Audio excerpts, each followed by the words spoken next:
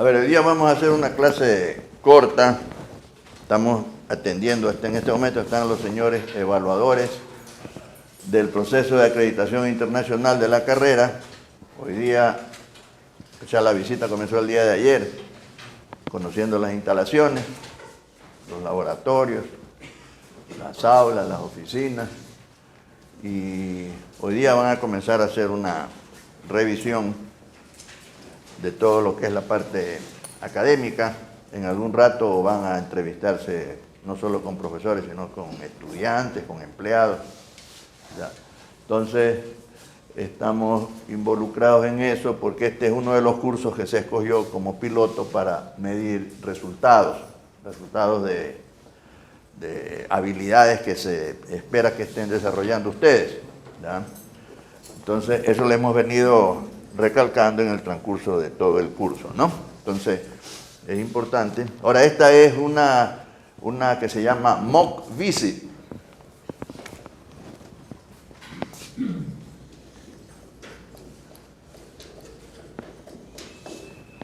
Esta es algo que se hace previo al proceso mismo de acreditación, ¿no? Mock visit quiere decir una visita como de simulacro. O sea, ellos vienen a hacer lo que harían los evaluadores ya definitivos. Entonces ellos nos van a decir qué cosas tenemos que corregir, si es que es el caso, para estar listos para la visita ya de los evaluadores de ABET.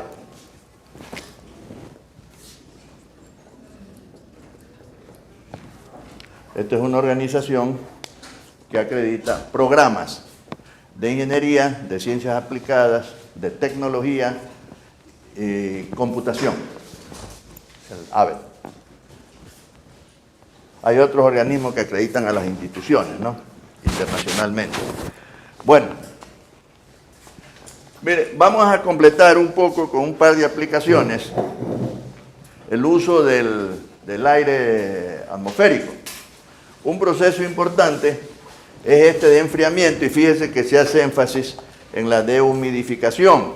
Dehumidificación quiere decir secado, ¿no? O sea, disminuir la cantidad de H2O que se encuentra en esta mezcla, en este aire atmosférico normal. Entonces, aquí yo tengo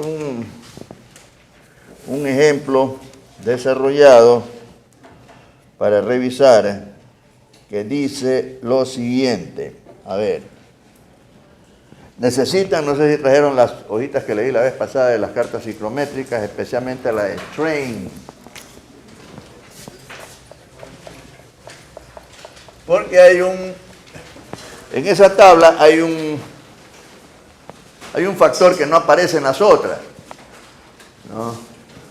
Que es la razón de calor sensible. O sea, de toda esa energía que hay que remover como calor, cuánto es total y cuánto ese total es sensible. Acuérdense que del calor total, cuando se está haciendo este proceso de enfriamiento o calentamiento de aire, hay una parte que es sensible y otra parte que es latente, ¿ya?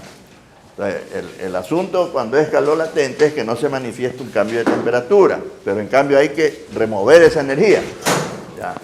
Si no consideramos esa energía que hay que remover y solamente pensamos en el calor sensible, los sistemas que vamos a dimensionar van a salir subdimensionados, no tienen suficiente capacidad. Porque si bien la temperatura no se altera cuando está cambiando de fase el H2O, ¿no es cierto? La energía se está transfiriendo, ¿ya? Entonces, acuérdense que el vapor de H2O en el aire está como vapor supercalentado. Entonces, cuando se remueve la energía, se enfría, se satura y se comienza a condensar. Entonces, esto de aquí es sensible, pues de acá es latente, pero todo eso es energía que hay que tomarla en consideración. Entonces, cuando veíamos el calentamiento, identificamos al proceso, cuando se calienta el aire, como que es a humedad absoluta constante, o sea, la cantidad de H2O permanece constante.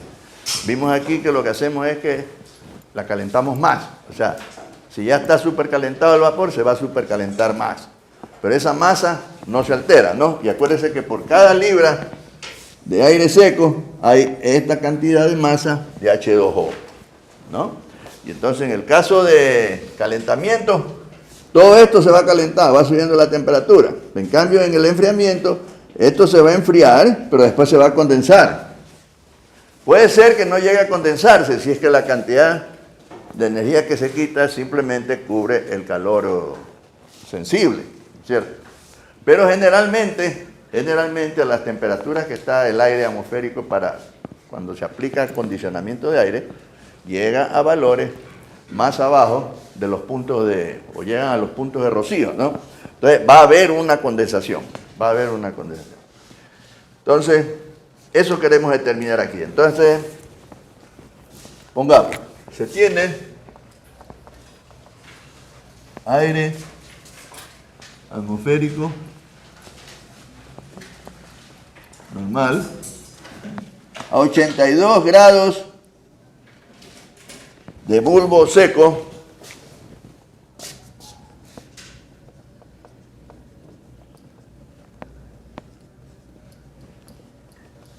y con una humedad relativa del 50%, el cual va a ser enfriado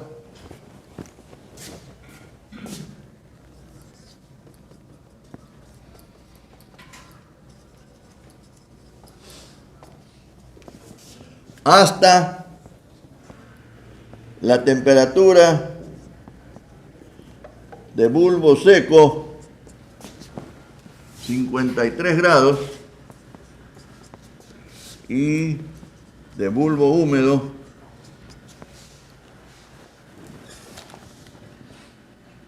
de 52 grados.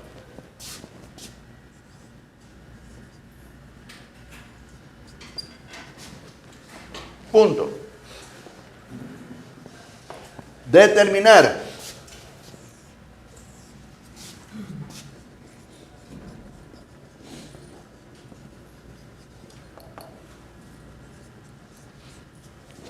dos puntos aparte. A, el total de energía removida como calor en BTUs por libra de gas seco. Punto y coma. B, el total de humedad removida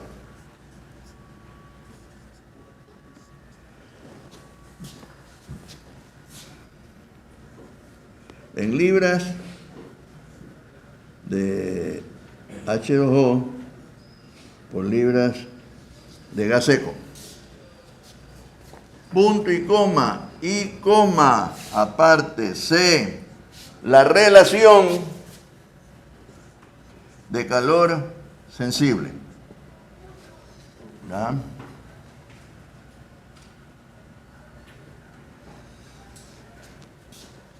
En porcentaje, en por ciento, punto. Ahí en el diagrama van a ver sensible heat ratio, así está, ¿eh? Relación o razón de calor sensible, ¿no? Muy bien. A ver, primero, diagrama de energía. Vamos a ver un diagrama aquí.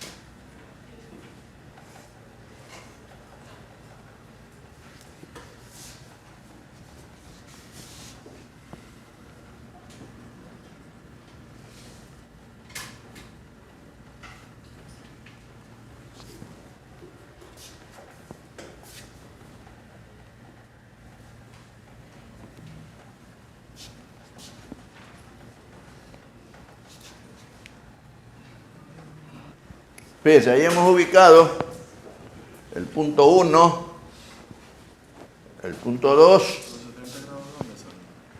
y les he marcado el punto, aquí coincide con esta humedad relativa, una referencia que pone el diagrama a 50% de humedad relativa y 70 grados pone este punto que lo vamos a utilizar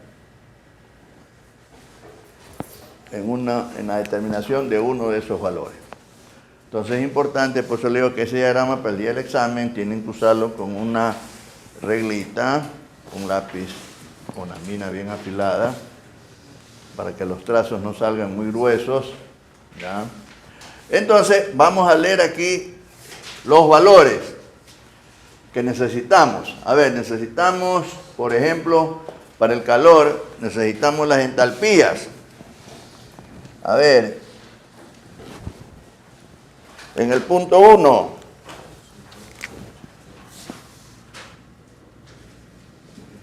a ver, ustedes traten de...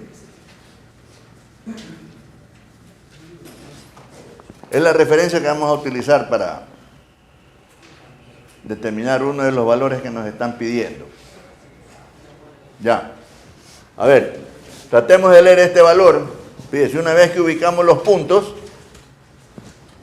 la entalpía en ese estado 1, las humedades específicas en el punto 1, traten de encontrar ustedes, ¿no?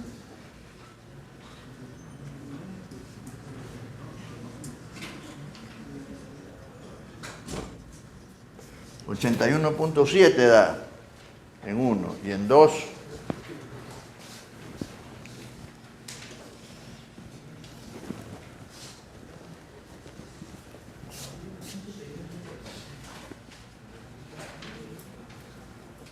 acuérdense que en el diagrama está en granos,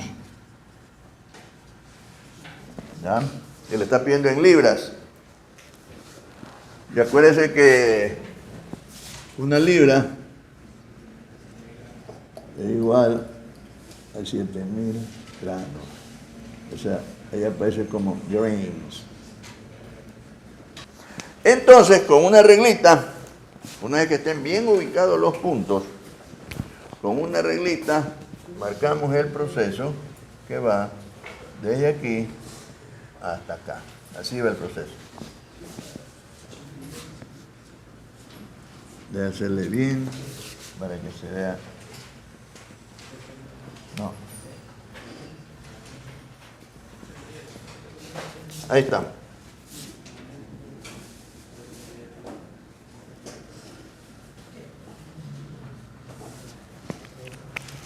Entonces fíjense que en este proceso de enfriamiento, por la ubicación que tienen los puntos, o sea, especialmente el punto del estado final con respecto al inicial, ¿da? Que lo ubicamos con las dos temperaturas, con el bulbo seco y bulbo húmedo, ¿ya? Con respecto a la ubicación del punto 1, vemos que esto se está desplazando hacia abajo. Entonces eso nos hace pensar que va a haber condensación, porque acuérdense que omega es la masa del H2O en el aire, ¿ya? Entonces va a haber una disminución y desde luego hay una disminución de la temperatura porque es un proceso de enfriamiento, ¿ya? ¿Cómo se lo está enfriando? Esto pasa por un ducto donde hay un serpentín, hay algún elemento intercambiador de calor por el que está fluyendo alguna sustancia que debe tener temperatura menor para que se añada la energía como calor a este fluido que está fluyendo dentro del serpentín y se rechace como calor y de tal manera que la temperatura baje de 82 a 53 grados. La temperatura ordinaria, la de bulbo seco. ¿Ya? Aquí le estamos representando de esta manera, como que aquí hay un recipiente donde estamos captando esa humedad que se está condensando, ¿no? Entonces, primera cosa, dice, determinar la cantidad de energía que se debe remover como calor para producir el enfriamiento. Entonces, esa energía que debemos remover es la entalpía 2 menos la entalpía 1. Eso quiere decir 21.4 menos 32.48, que sería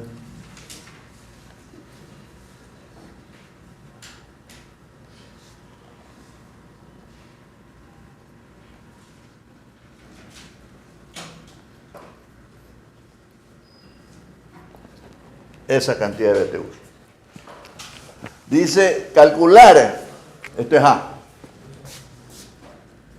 B, la cantidad de humedad que se debe remover en este proceso de enfriamiento y secado o de humidificación. ¿Ya? Entonces ya tengo aquí ubicados los valores para el estado 1 y el estado 2.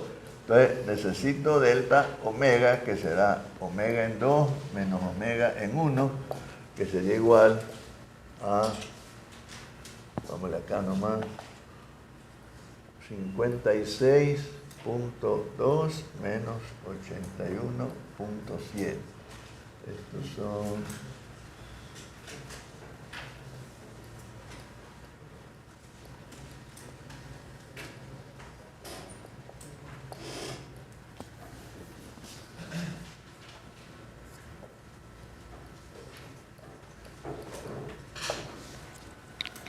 entonces se está removiendo 25.5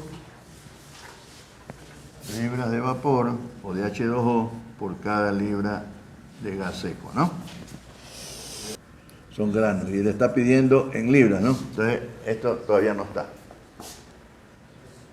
Entonces aquí va a salir, fíjense, es para ver más que nada por qué es que se usan estas unidades más pequeñas, ¿no? Tiene menos, sería 25.5 para 7000, ¿no?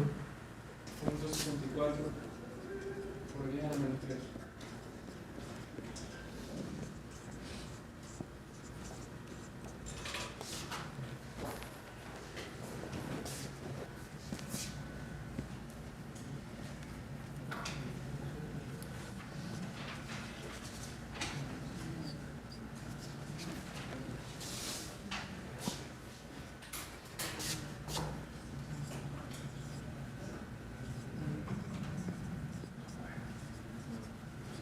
Fíjense, es una cantidad realmente puesta en libras, ahí nos damos cuenta de las cantidades, ¿no?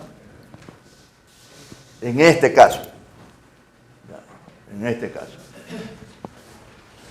C. Para este tipo de aplicación o este tipo de problema, en el que hay que determinar la relación de calor sensible, ¿ya? El procedimiento que se sigue es el siguiente. Una vez que determinamos la línea que une los dos puntos, por este punto nosotros hacemos pasar una paralela. ¿Ya? Hacemos pasar una paralela a la línea que une los dos puntos.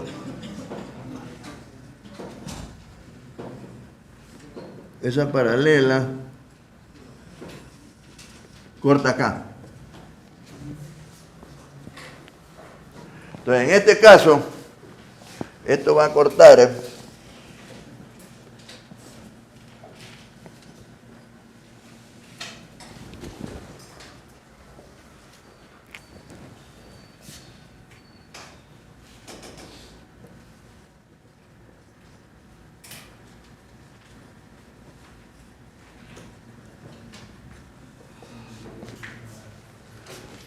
o sea,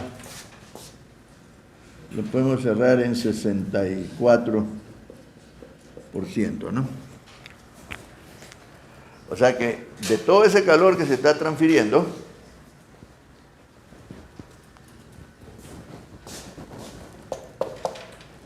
por cada libra de gas seco, el 64% es calor sensible. Ese también se puede hacer una cierta aproximación. Si nosotros tomamos la variación de la temperatura del aire,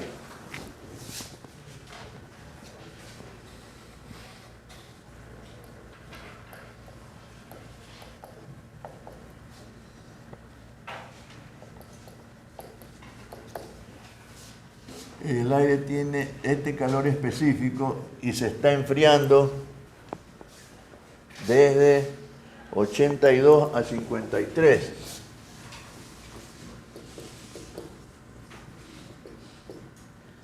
Entonces esto nos da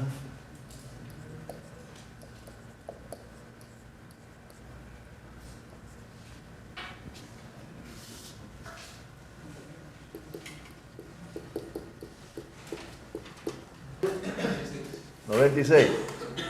Ya.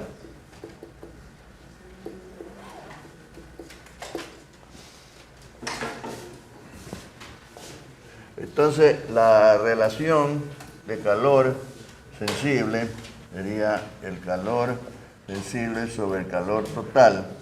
Sería 6.96 sobre 11.08. Entonces, da aproximadamente, ¿no? Porque estamos tomando en cuenta solamente al aire, ¿no?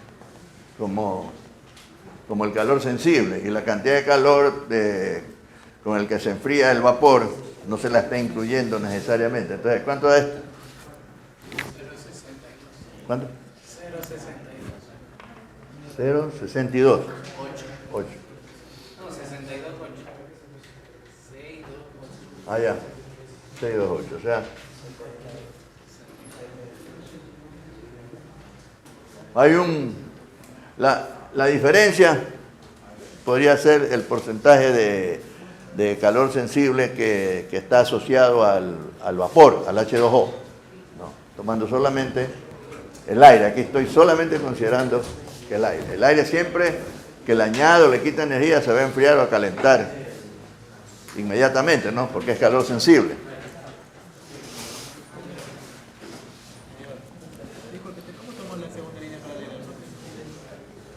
O sea, ubicamos el punto 1, el punto 2, uno de los dos. Y entonces por este punto que está en el diagrama, en la carta, ahí a 50% y 78 grados, trazo una paralela hasta que me corte acá en la línea que tiene ahí a la derecha una vertical que dice relación de calor sensible.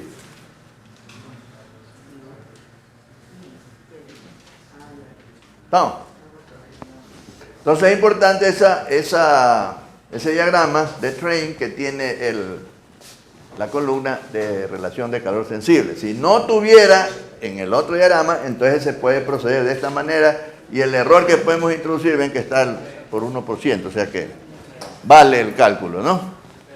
Para efectos de aplicación. A ver, vamos a ver esta aplicación de procesos con el aire atmosférico.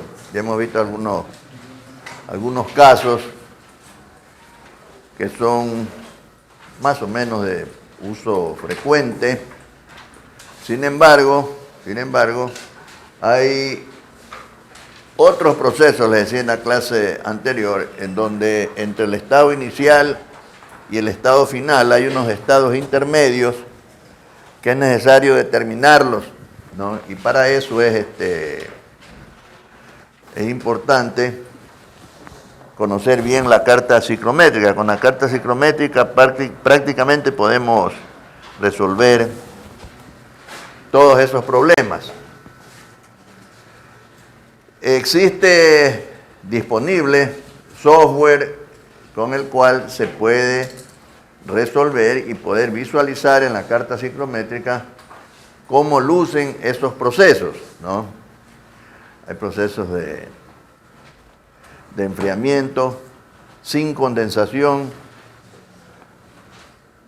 hay enfriamientos con condensación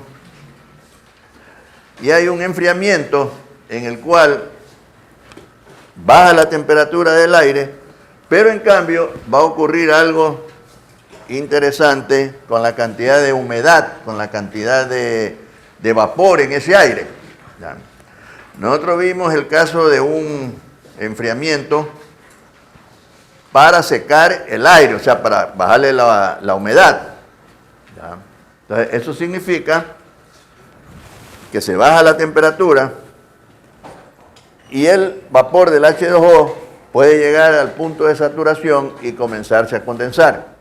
Entonces, de esa manera, la cantidad de masa de vapor, acuérdense que siempre por cada libra de gas seco, esta es la masa de, este aquí es el H2O. ¿No? Este es el gas seco. ¿Ya? Entonces, lo que va a estar en juego en estos procesos es la cantidad de H2O, de masa de H2O que está dado por la humedad específica, relación de humedad o humedad relativa. ¿Ya?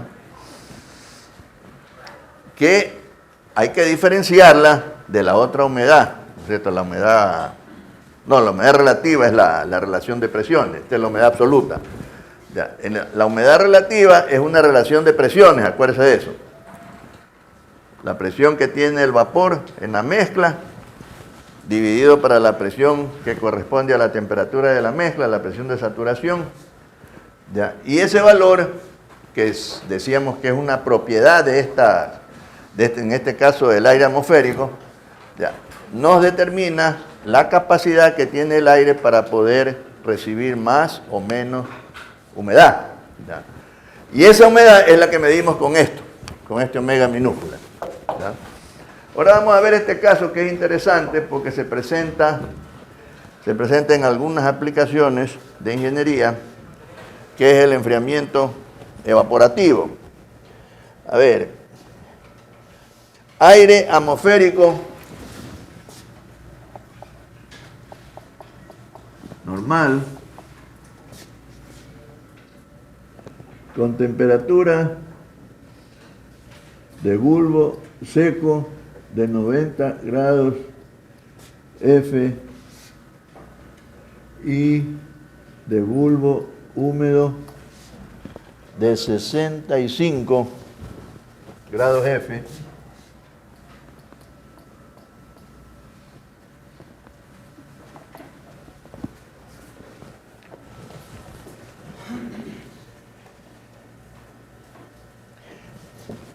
Entra a un acondicionador,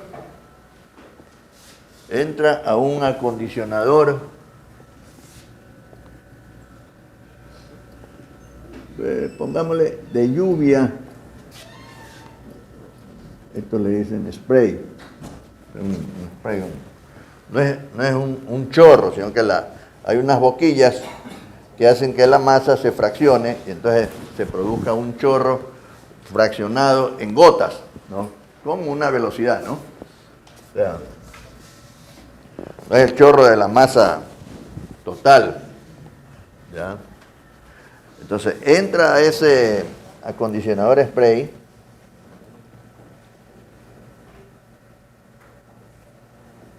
y sale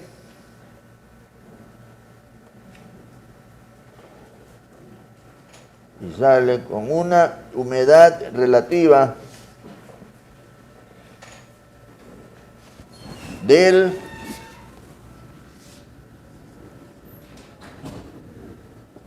90%.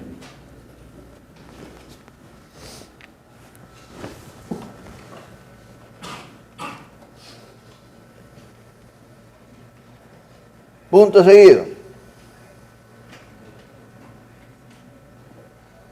El agua de recirculación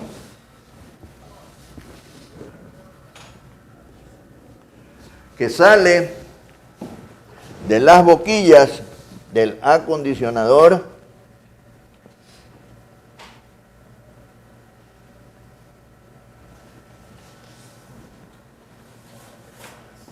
está a 65 grados F.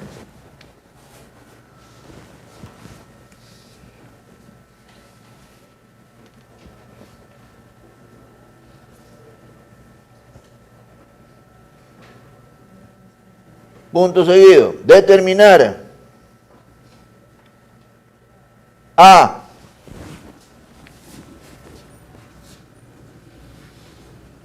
La temperatura de bulbo seco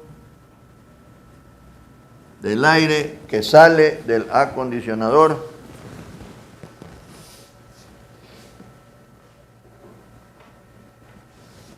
punto y coma aparte B, la temperatura de rocío del aire acondicionado en grados F, ¿no? Punto. Un túnel.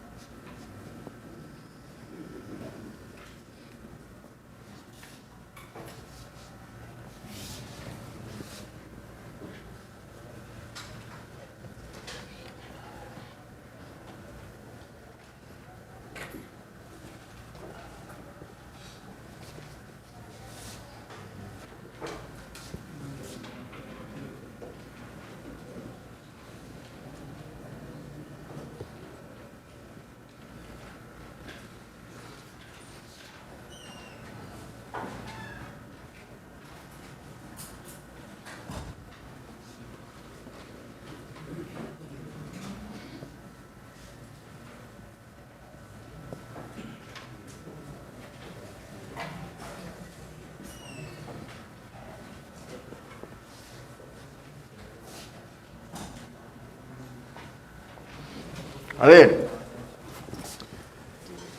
ese diagrama,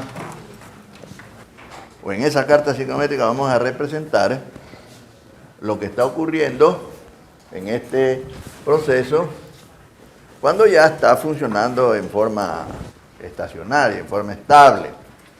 ¿Ya? Es decir, aquí está entrando un aire que tiene una temperatura de bulbo húmedo. Acuérdese qué es lo que da lugar a la temperatura de bulbo húmedo. Lo que da lugar a la temperatura de bulbo húmedo, ¿ya?, es el proceso de saturación adiabática, que consiste en un flujo de aire que disminuye la tensión superficial del agua. El agua se empieza a evaporar, el vapor que se produce toma energía del agua que queda, y finalmente tenemos que el agua se está enfriando y esa temperatura es la que detecta el bulbo del termómetro.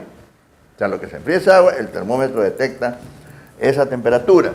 Es decir, en otras palabras, yo tengo aquí los termómetros, ¿ya?, y tengo acá los termómetros, y tengo que esta agua de recirculación está entrando, cuando ya está funcionando en forma estable, ¿ya?, está entrando a 65 grados F, entonces yo puedo concluir que la temperatura de bulbo húmedo en este punto va a ser 65 grados F. Esa es la temperatura del agua que está interviniendo en este proceso.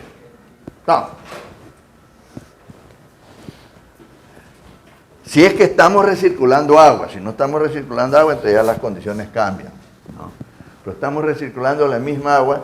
Y entonces cuando diseñamos un sistema como este, entonces tenemos que considerar que estas tuberías tienen que estar debidamente aisladas, las que captan el agua, ¿no? Y la hacen recircular, de tal manera que al comienzo puede haber alguna diferencia de temperaturas, pero después se igualan las temperaturas a la de bulbo húmedo de este aire, ¿ya?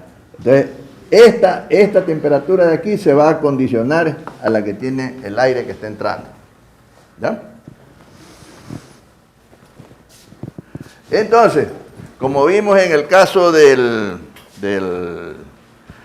problema de calentamiento, cuando decíamos que le añadimos calor a esto, y entonces, ¿qué es lo que observamos? Observamos que esto de aquí, que está como vapor supercalentado, se va supercalentando cada vez más, es decir, su temperatura está variando, pero su cantidad no, y por eso asumimos un proceso, decíamos, con humedad específica constante.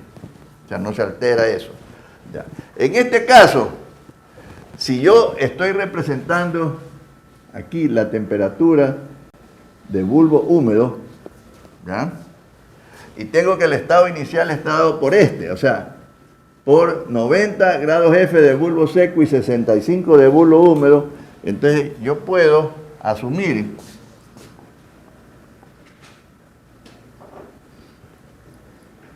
que este proceso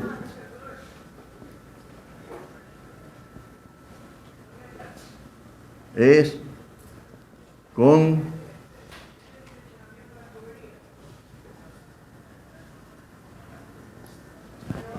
constante. ¿No?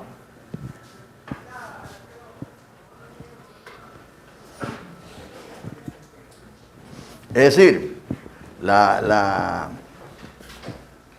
temperatura que se produce por el proceso de saturación adiabática en este aire atmosférico, que da lugar a los 65 grados F, ¿ya? Y ese aire está entrando y se encuentra, después de que está funcionando con condiciones estacionarias, que el agua de recirculación está también a 65 grados F, entonces esto debe estar a la salida. O sea, en realidad,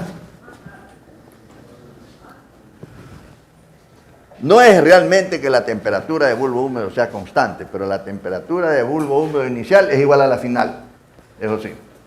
Porque exactamente lo que está pasando entre un estado y el otro no lo podemos poner, pero asumimos para resolver el problema como que fuera así el proceso. Entonces yo llego al 90%, que ese sí yo sé aquí a la salida. ¿Ya? Entonces en la carta ciclométrica trazo el proceso de esta manera y este es el estado 12. Entonces yo puedo bajar aquí y leer lo que me están pidiendo, la temperatura de bulbo seco, que yo tengo aquí 67.1 grados F. Entonces, primera respuesta.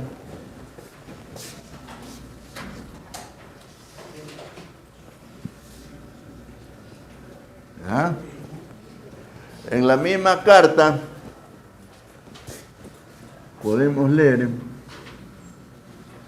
hacemos una línea aquí, entonces puedo leer aquí la temperatura de rocío o punto de rocío aquí o acá. En cualquiera de esos dos puntos me tiene que hacer la misma lectura. Aquí a la derecha está la columna de punto de rocío.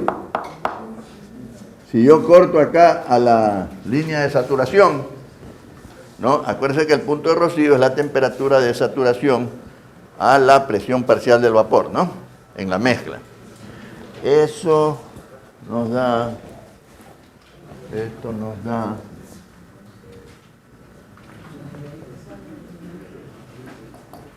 que acá sería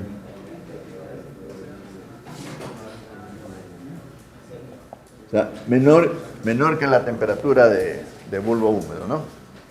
Acuérdense que hay bulbo seco, bulbo húmedo y punto de rocío. En ese orden, bulbo seco, bulbo húmedo, punto de rocío. Entonces, 64. Chequen en su carta para que vean de dónde es que sale eso, ¿no?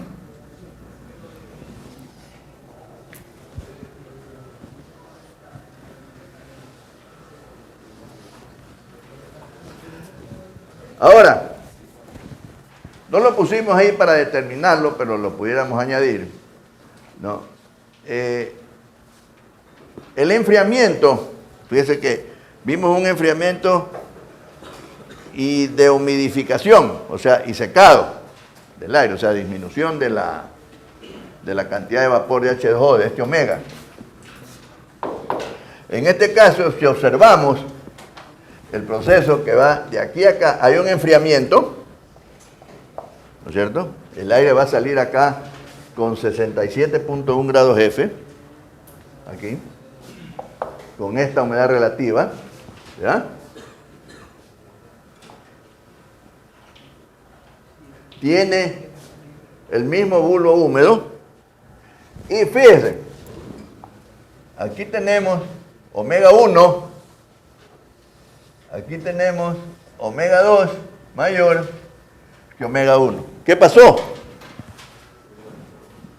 Cuando este aire que tiene este bulbo húmedo está pasando a través de esta lluvia, produce un proceso de saturación adiabática y que hace cuando el sistema está funcionando en condiciones estacionarias que la temperatura del bulbo seco sea igual a la temperatura de saturación adiabática que se produce cuando pasa el aire a través de esta lluvia. Acuérdense que eso está cayendo en gotas, a lo que pasa el flujo de aire, disminuye la tensión superficial de las gotas y las gotas comienzan a evaporarse. Y entonces lo que queda de líquido baja la temperatura, entonces se produce el equilibrio térmico y se igualan las temperaturas de bulbo húmedo con la desagüe de recirculación. ¿Ya? Entonces, en este caso, fíjese, se está incorporando humedad a ese aire, ¿no? Ese sería el caso en donde queremos hacer un acondicionamiento de un aire en donde la cantidad de vapor de H2O que está contenida en ese aire sea mayor. Es decir, para una cierta aplicación necesitamos, en unos casos, secar el aire, en otros casos necesitamos aumentar la cantidad de H2O, en unos casos consideramos el enfriamiento, ya ese enfriamiento puede ser con secado de aire o evaporativo, como este caso de aquí. Y hay el caso del calentamiento. Acuérdense que en el calentamiento esto no se mueve. Eso no se mueve cuando es calentamiento. El problema del aire con la humedad específica es cuando se lo enfría. ¿Ya? Entonces siempre tiene que pensar que para secar el aire no es como un trapo mojado que hay que calentarlo para que se evapore el agua. No, acá hay que enfriarlo para que el vapor de H2O que está supercalentado se enfríe y se condense. Entonces cuando se condensa se separa de esta mezcla, disminuye esto, entonces la humedad absoluta disminuye. ¿Ya? ¿Alguna pregunta?